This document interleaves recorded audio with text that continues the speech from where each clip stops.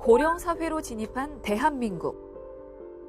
수명이 길어진 만큼 관절은 훨씬 더 오래 일을 하게 되고 노화된 관절은 퇴행성 관절염을 일으키는 원인이 되는데요. 건강보험 심사평가원에 따르면 퇴행성 관절염 진료 인원은 2012년 약 338만 명에서 2016년 약 368만 명으로 5년 만에 12.3%가 증가했습니다. 65세 이상 노인 2명 중 1명이 퇴행성 관절염으로 인해 병원 진료를 받은 적이 있을 정도인데요. 다리가 더 아파지고 다리가 벌어지고 그리고 손질 봐주니까 더 무릎이 더 아픈 것 같아서. 무릎은 움직임이 많은 신체 부위 중 하나로 비교적 빠르게 노화가 찾아옵니다. 하지만 관절염은 흔히 있는 질환인 만큼 심각하게 생각하지 않는 경우가 많죠.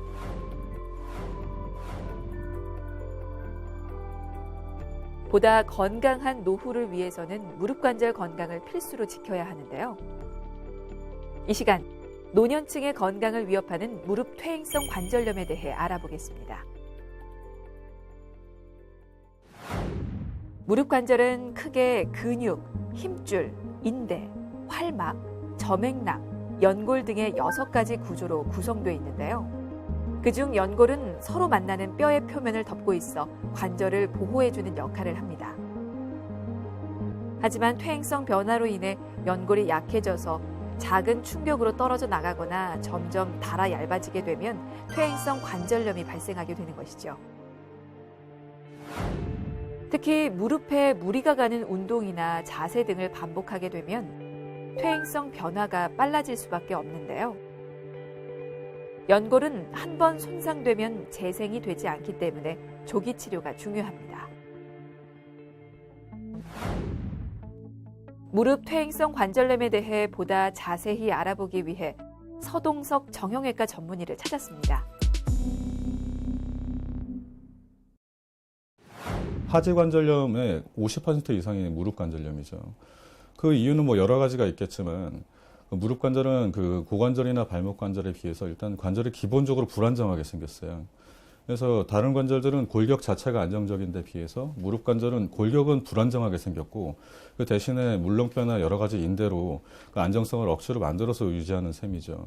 그래서 손상이나 부상의 가능성이 더 많고 그리고 오다리나 X자 다리처럼 다리가 변형이 있을 때 그 체중 부하의 위치가 달라지기도 다른 관절에 비해서 가장 쉽습니다. 그래서 발목 관절이나 무릎 관절, 고관절에 비해서는 무릎 관절에서 이제 퇴행성 관절염이 발생할 찬스 자체가 더 많고 발생했을 때 진행 속도도 더 빨라요. 결과적으로 무릎에서 하지 관절 중에서는 가장 높은 빈도로 관절염이 발생하게 됩니다. 퇴행성 변화로 인해 무릎 연골이 다르면 여러 증상이 나타날 수 있는데요. 평소 무릎이 시리고 욱신거리는 통증이 있거나 자주 붓고 소리가 나거나 혹은 무릎을 구부리고 펼 때 통증이 생기면 퇴행성 관절염을 의심해 볼 수 있고요. 진행 정도에 따라 오다리 등 다리 변형이 일어날 수도 있고 심한 경우 걷기조차 힘든 경우도 있기 때문에 무릎에 이상이 느껴진다면 바로 병원을 찾아 상태를 확인하는 것이 좋습니다.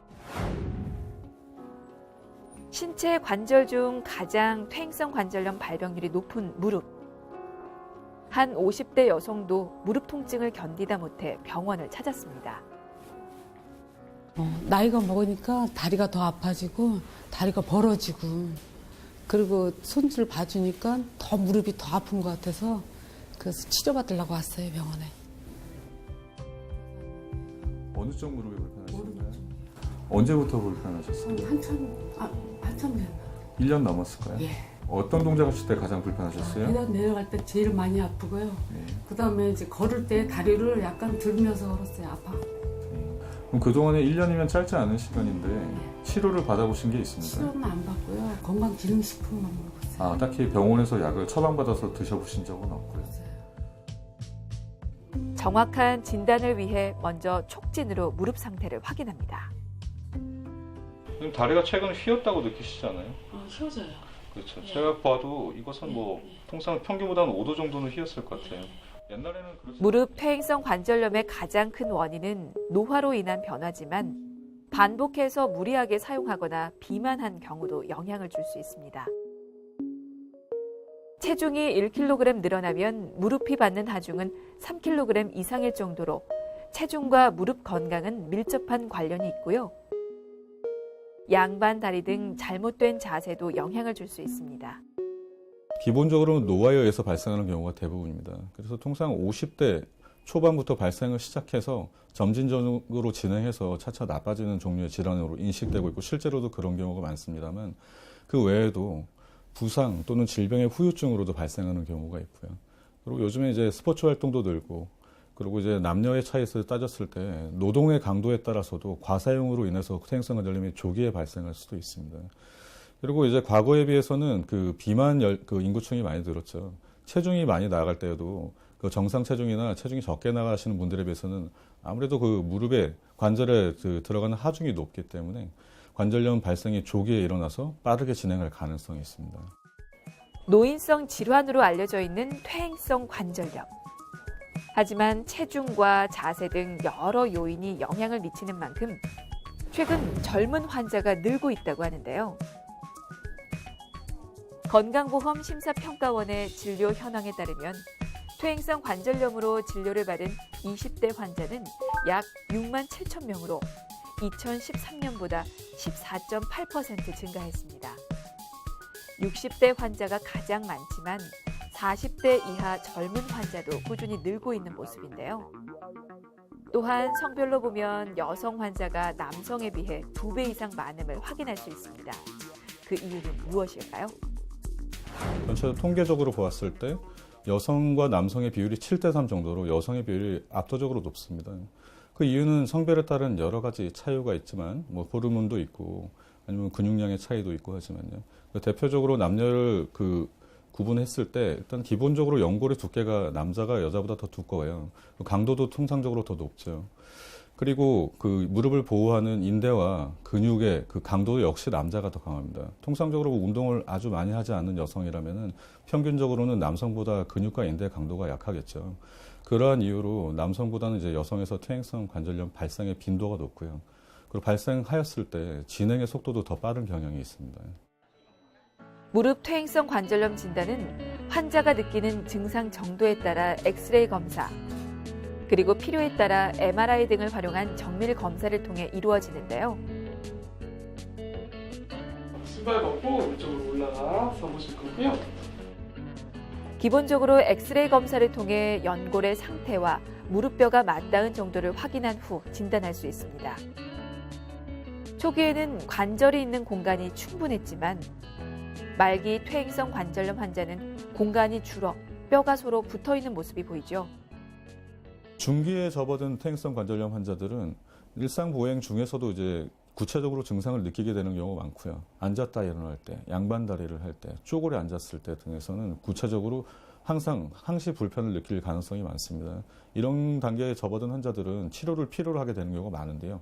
그런 경우에 역시 초기의 환자들과 마찬가지로 우선적으로는 약물 치료와 물리 치료를 먼저 해볼 수 있겠지만 그에 반응하지 않을 때는 내시경 치료라든지 연골 재생 치료 등의 좀 구체적이고 수술적인 치료가 해당이 되는 경우들도 있습니다. 무릎 퇴행성 관절염은 진행 단계에 따라 치료 방법이 달라지는데요. 비수술적 치료 중 도수치료는 물리치료의 한 계열로 기계가 아닌 치료사의 손을 이용해 환자의 근육과 골격을 만져 치료하는 방법입니다. 무릎 관절 주변이나 다른 관절 주변으로 근육이나 인대가 굳어질 수 있습니다. 그러면 또 다른 통증을 일으키는데요. 이렇게 이제 도수치료를 함으로써 관절 주변의 근육을 이완을 시켜주면 통증이 훨씬 더 경감될 수 있습니다.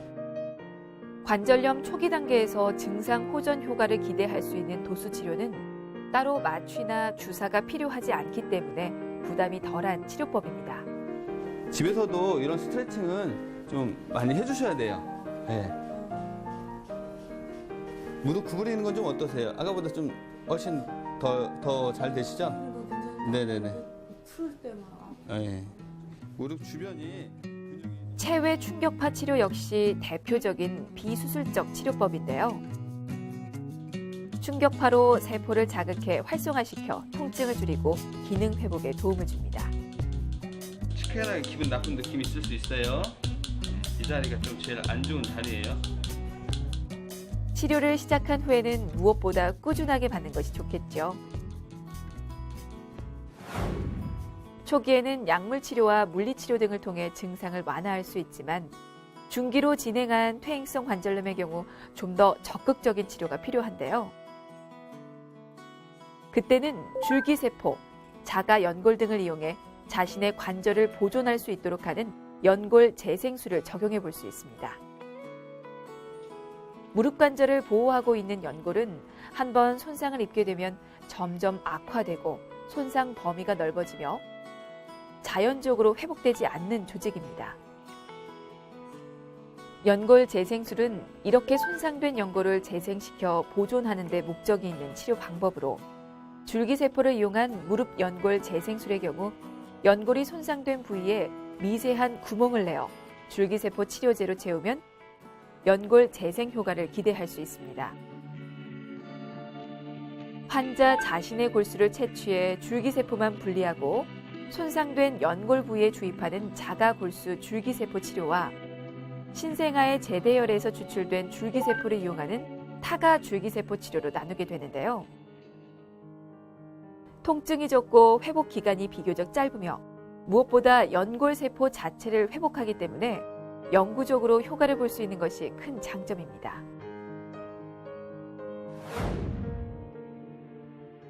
이런 비수술적 치료에도 불구하고 효과를 보지 못하는 경우 수술적인 치료를 고려해 볼 필요가 있습니다. 퇴행성 관절염의 대표적인 수술적 치료 방법으로는 손상된 관절을 인공관절로 대체해주는 인공관절 치환술이 있습니다. 닳아 없어진 무릎 연골을 제거하고 인공관절로 바꿔주는 수술인데요. 관절을 형성하는 뼈의 겉면을 다듬고 특수 합금으로 만든 금속 치환물을 씌운 후 특수 플라스틱을 삽입해 연골 역할을 하도록 해서 무릎의 움직임을 자유롭게 합니다.